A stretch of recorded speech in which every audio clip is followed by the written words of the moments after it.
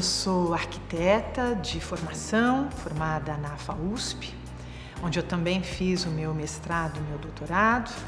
Paralelo a isso, desenvolvi um mestrado na Casper Libero em Ciências da Comunicação.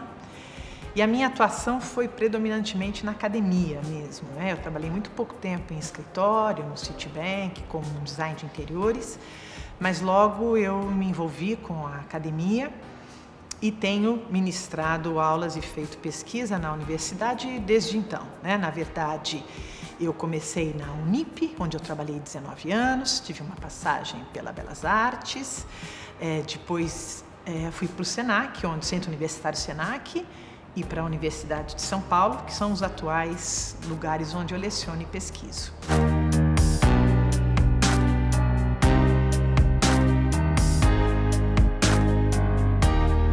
Bem, eu fui membro do júri em algumas versões, né, algumas edições do prêmio, mas o Museu da Casa Brasileira sempre foi para mim um espaço para onde trazer alunos para refletir, para poder conhecer o design brasileiro. A gente dá aula para alunos que não são só de São Paulo, que às vezes não conhecem, né, o museu. Então, o museu sempre foi, para mim, um espaço muito rico de referências para as aulas, para a pesquisa e para discussões, às vezes muito espontâneas, que a gente tem na própria visitação do museu. Então, o Museu da Casa Brasileira está na nossa agenda sempre, né, como um espaço para conhecer o design. Eu sou professora dos cursos de arquitetura e design. De ambos os cursos eu trago alunos para conhecer o acervo e as exposições. O que eu acho interessante no museu, do ponto de vista do júri, dos trabalhos escritos, é nós observarmos a grande diversidade de trabalhos que a gente recebe e de aproximações que o júri tem com esses trabalhos e que estabelecem critérios muito inusitados às vezes, porque os critérios muitas vezes advêm do tipo de material recebido. A gente não sabe exatamente, né, o que virá, mas a gente tem a possibilidade de ter extremos, por exemplo. Então eu gostaria de citar, por exemplo, né, o trabalho ASAS, né, a sigla significa Artesanato Solidário no Aglomerado da Serra, que é um livro muito singelo. Eu gosto dessa expressão. Ele tem uma textura muito neutra, muito, né, discreta, e que é um trabalho feito junto da universidade, né, da Fundação FUMEC e de uma comunidade local, com trabalhos de capacitação, né, de produção de experiências muito originais, né? Foi um trabalho que foi premiado aqui no museu. E nós temos, em contrapartida, só para entendermos essa diferença, o trabalho premiado ano passado, Escritos de Design, do designer, professor Dijon de Moraes, que tem 500 páginas sem nenhuma imagem, por exemplo. É um relato circunstanciado de uma trajetória profissional que se mescla com a própria história do design no Brasil, né? Então, são extremos do ponto de vista, se você pensar, da circunstância que cada um trabalha, né? Uma iniciativa transitória, né? Que aconteceu nessa edição do ASAS, e um trabalho de uma vida inteira, né? Que ainda está, né, em atividade. Então, temos também, por exemplo, o trabalho Interiores no Brasil, da Maria Lúcia Machado, que é uma incursão praticamente histórica, que envolve questões antropológicas, de comportamento, que vai trabalhar a herança portuguesa dentro dos ambientes de determinados interiores que ela levanta e estuda. É um trabalho com uma edição primorosa também, do ponto de vista do resgate, né, e da análise que foi feita, né, pela pesquisadora. Eu poderia citar, por acaso, o próprio trabalho a tese, né, do Leopoldo Leal, que hoje é coordenador do concurso de cartaz, ex-aluno, né, e que também é um doutorado orientado por um profissional, né, o designer e professor Vicente Gil, que também foi premiado no museu com a sua tese Revolução dos Tipos. Então, essa sintonia e essa reverberação que vai se estabelecendo entre quem passa, quem faz escola, né, de um determinado pensamento sobre design, um trabalho experimental como o do Leopoldo, em contraste com trabalhos, né, mais históricos, patrimoniais, que resgatam a memória. Eu acho que isso, né, é muito diverso, rico e fala, né, do peso que o concurso, né, o prêmio do museu tem para que nós conheçamos a história do design do país. Veja que questões que transitaram já pelo júri, o júri de inscritos é muito polêmico no bom sentido, né? Porque há um espaço para todos manifestarem seu modo de ver e pensar sobre aquilo que está em jogo, né? Que são os trabalhos, e essa intensidade, ela é profícua, assim. Nós tiramos temas de trabalhos e de discussões que vão ser apresentadas em seminários, às vezes, ou em disciplinas que ministramos, que saem dessa efervescência da discussão do museu, do júri. Então, veja, por exemplo, uma questão que é recorrente.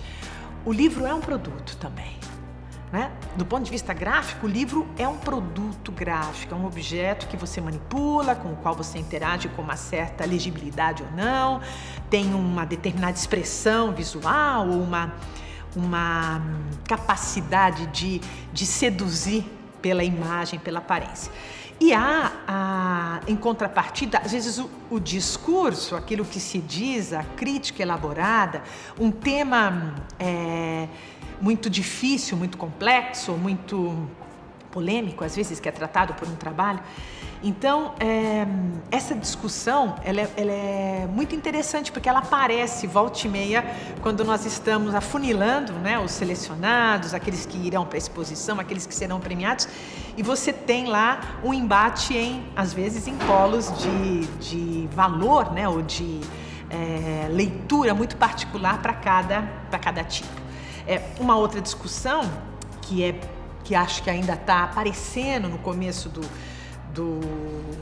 dos últimos, assim, eu diria que ela é nova, né? Nos últimos anos tem acontecido, é uma discussão sobre o livro digital, né? Isso, inclusive, já transitou aqui nas nossas reuniões prévias, né, de preparação do júri, de todas as categorias para o museu. Essa é uma discussão curiosa, porque a gente ainda está pensando se o digital não demanda uma linguagem própria, uma vez que ele é uma mídia que se relaciona e dialoga com outras mídias, né? Com o próprio audiovisual ou com o transporte mais, digamos, vai de uma realidade aumentada, né? Se a gente poderia pensar nesse suporte digital com outras correlações. Então, o livro digital ainda parece, para nós, sob um certo ponto de vista, uma tradução do texto escrito no suporte impresso para o e-book ou coisa que o valha. E não é assim que a gente está entendendo que poderá surgir uma categoria futura para os trabalhos digitais. Quer dizer, talvez ela tenha que incorporar uma linguagem própria dessa materialidade nova que vai suportar um discurso com outros, né, com outros atributos, com outros recursos, que seria bem bacana. Mas essa expressão do prêmio para digamos assim, eu não diria sedimentar, porque sedimentar é um verbo ruim, porque parece que é um ponto final, mas para promover, não é, a produção de conhecimento sobre design, não é? Para chamar, digamos assim, para chamar para um mesmo momento, um mesmo instante, uma discussão que permeia desde trabalhos que são desenvolvidos junto a universidades, faculdades, né, trabalhos intelectuais e de pesquisa, mas também depoimentos, também resgates históricos, né, às vezes de empresas, né, não é só um determinado movimento, um determinado momento do design que se está discutindo. Às vezes é uma produção de um determinado grupo de profissionais ou de uma determinada, como eu diria, fase, né? Uma fase em que determinado tema ficou em vogue. Então, eu acho que tem assim uma relevância bastante significativa. Para nós, sobretudo, cada vez mais interessa ver trabalhos de outras partes do país, né? Um país que é do tamanho de um continente, né? Como é interessante, como a gente vibra no júri quando vem trabalhos de lugares mais distantes, né? Porque as questões são mais, às vezes, regionais ou particulares, mas elas têm um frescor e uma importância muito significativa, né? Para a premiação aqui do nosso prêmio do MCB. Sou uma pessoa muito otimista e eu acho que os temas vão ser cada vez mais variados.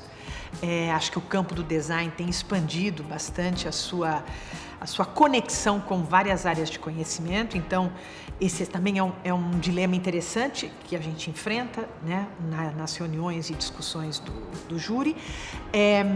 Mas eu acho que é quase inevitável comentar que esses 2 anos de afastamento do convívio presencial, em virtude da pandemia, ele também convidou muitos profissionais, muitos indivíduos, né, que desenvolvem críticas e pensamentos sobre o design para se concentrarem.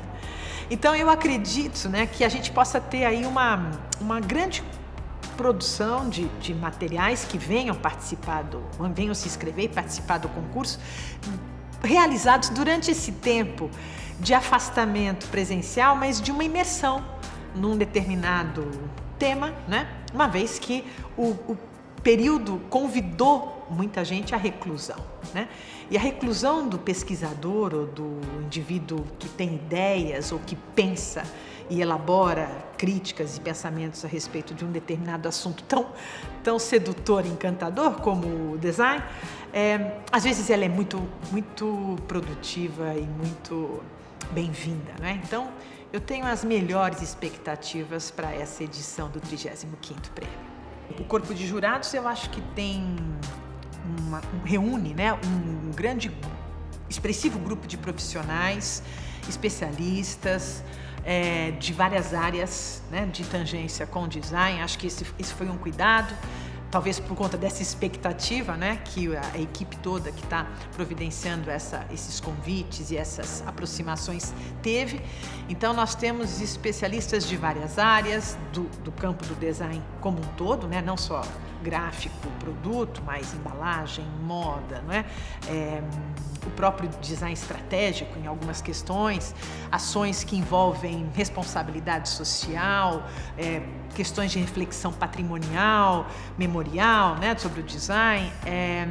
Me parece que essa diversidade de temas que nós levantamos, para todas elas nós procuramos encontrar profissionais que possam dialogar conosco e produzir, né, uma reflexão crítica sobre os trabalhos que virão. Então, acredito que é bastante rico esse grupo e um grupo muito disposto a trabalhar em conjunto. Bom, eu gostaria de deixar claro que me sinto bastante honrada com o convite para coordenar esse grupo de colegas tão diverso e tão competente. É importante lembrar que há, inclusive, profissionais que foram contemplados com o prêmio, que estão participando do júri, alguns jovens, né? Há uma permanência de alguns colegas que têm mais experiência,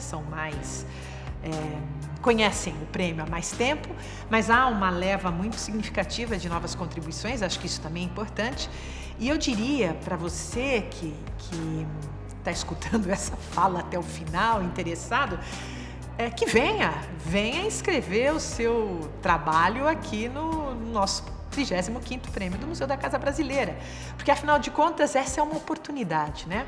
O prêmio pela primeira vez abre inscrições gratuitas. Isso é um gesto dizedor, né, desse espírito de inclusão, de abertura sem fronteiras para o Brasil inteiro. E nós queremos saber do que você pensa, do que você estuda, né, do que você produz sobre o design brasileiro. E quando eu digo nós, eu me refiro a nós como equipe do museu, aos jurados que estão reunidos para conhecer e usufruir do seu trabalho, inclusive aprender, né? Nós aprendemos muito com o seu trabalho, o próprio museu que quer divulgá-lo e a todos os leitores que terão o privilégio de conhecer o seu pensamento, a sua crítica, né? A sua reflexão sobre o design através da divulgação dos resultados do prêmio. Então, não perca tempo e vá lá se inscrever, que nós estamos à sua espera.